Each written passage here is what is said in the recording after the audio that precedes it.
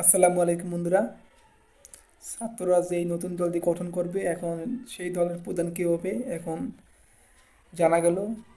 যে ছাত্ররা যে নতুন দল হবে সেই দলের প্রধান হবে নাহিদ ইসলাম, অন্তর্বর্তীকালীন সরকারের উপদেষ্টা একজন।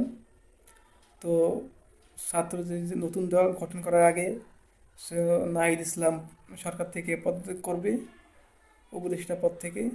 তখন নাহিদ ইসলাম দলের ইয়া প্রধান হবে। তো আর যেই ছাত্র দুজন উপদেষ্টা আছে আর দুজন, তারা আপাতত উপদেষ্টা পদেই থাকবে। তারা নির্বাচনের আগে আগে তারা পদত্যাগ করবে।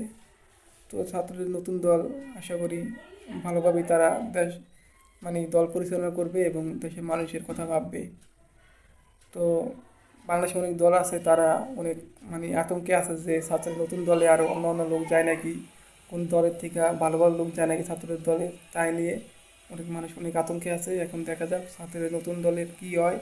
প্রথমে ছাত্রদের আহ্বায়ক কমিটি গঠন করবে।